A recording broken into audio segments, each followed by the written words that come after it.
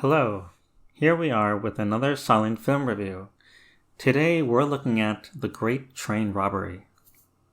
It's a Western released in December of 1903 and directed by American film pioneer Edwin S. Porter.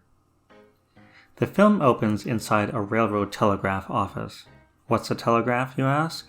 It's a device for transmitting and receiving messages over long distances. Two bandits break in and force the operator at gunpoint to tell the train engineer to fill up the coal car. Afterwards, the bandits knock out the operator and tie him up, leaving him on the floor where no one will ever find him. While the train stops for more coal, this gives the bandits, now four, to hop on unnoticed.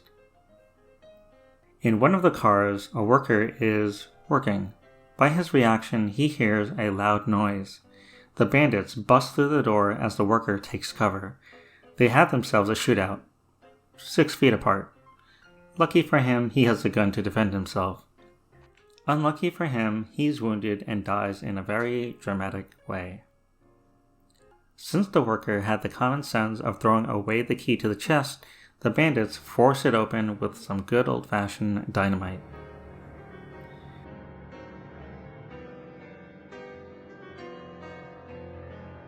The other two bandits make their way to the engine car, beating the fireman and throwing him off the train. As you can tell, this scene is on an actual train. As you can also tell, I hope, that is a dummy that the bandit throws off. According to a piece in the New York Times, there were people who thought it was a real person. That, to me, is hilarious. The bandits make the engineer stop the train and disconnect it from the other cars to make their getaway easier later on. The other bandits round up all the passengers outside.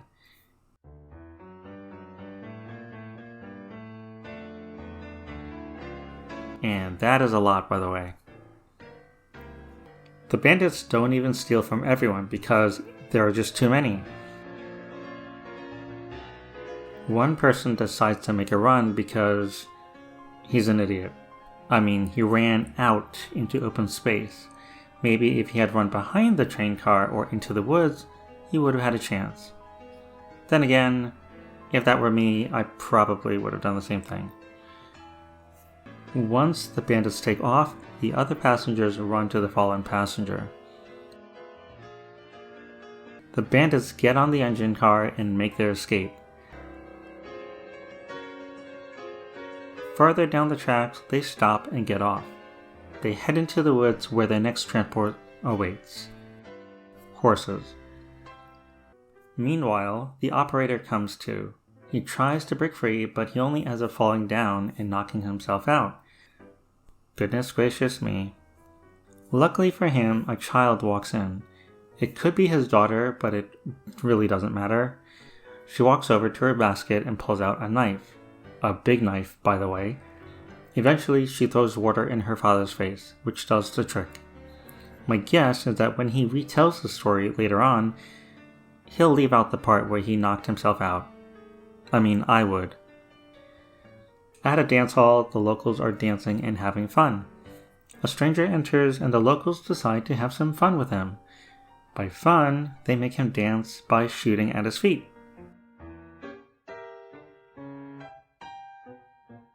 So they're the bad guys, right? Wrong. The operator storms in and alerts them about the robbery. Not the police, not the sheriff, these guys. You know, the ones who will shoot at someone to get a laugh. Well, this is the Wild West, so maybe things were done a little differently back then. The bandits ride horseback through the woods with the locals not that far behind. Okay, how is that possible? The bandits were already off trail and on horses, likely miles from town. There is no way the locals could have caught up without knowing precisely where the bandits were going to be. I can also buy the bandits just being stupid and leaving a trail of evidence after them. The climax is as you would expect from a Western. Guns firing and bullets flying in every which direction.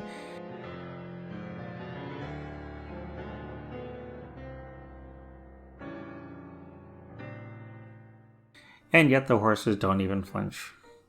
The good guys win and the bad guys lose. The next scene shows a tough-looking gunman looking and pointing his gun straight at the camera and firing multiple times. Apparently, some viewers dodged the bullets. I don't know why I love that, but I do. The film is notable for including a variety of film techniques, such as location shooting, using a matte effect, which basically means combining two image elements into a single one, and camera pans. The Great Train Robbery was popular and commercially successful due in large part to its violence and subject matter.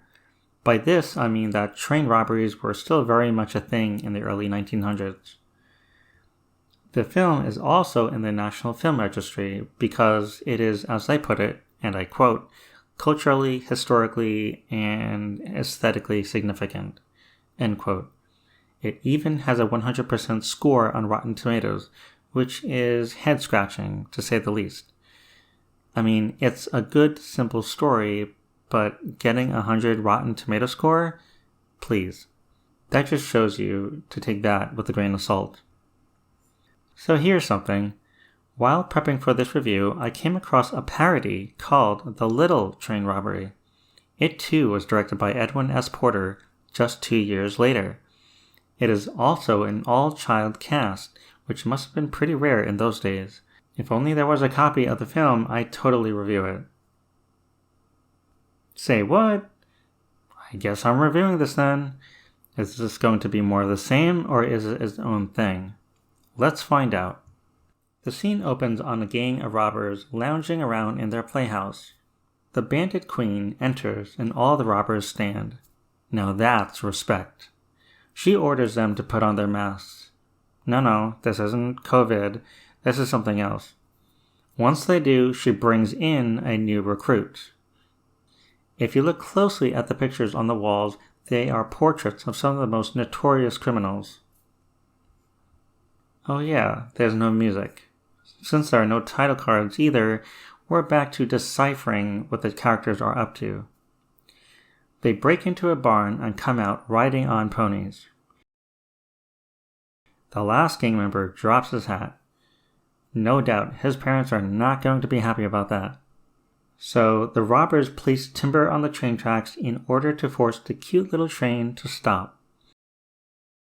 As the engineer removes the timber, one gang member sneaks up behind him and knocks him out with a little hammer. The rest of the gang members start stealing from the passengers. Since they're all children, they wouldn't have money on them. Instead, they steal candy and toys. This is too precious. The robbers make their escape before the police arrive. Yes, in this version, it's the police that shows up.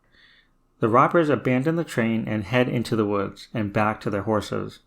Sorry, not horses, ponies. As the gang rides back to their hideout, the police are in hot pursuit. Ooh, I don't think that was scripted.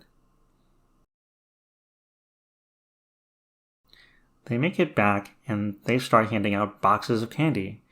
The moment is short-lived as one member spots the police. The gang flees, but on foot. Either they didn't have time to get to their ponies or the police already apprehended them. The police are closing in. A few of them jump into the kiddie pool, but the police have the place surrounded. As the police escort the robbers away, one gang member who wasn't caught rushes in, cuts the bandit queen loose, and they make their escape without the police ever noticing. The end. I don't know about you, but I think I prefer the children's version. It just had more going for it. We got to see them be much more resourceful. Besides, that kiddie train was just so cool. If I had to nitpick, and I love doing that, why is it called the Great Train Robbery? I mean, there wasn't anything about it that I thought was so great. I mean, if anything, it was more adequate. But that's just me. As for today's fun fact, there is another film that I've reviewed that has a 100% Rotten Tomato score, surprisingly. Can you guess which one?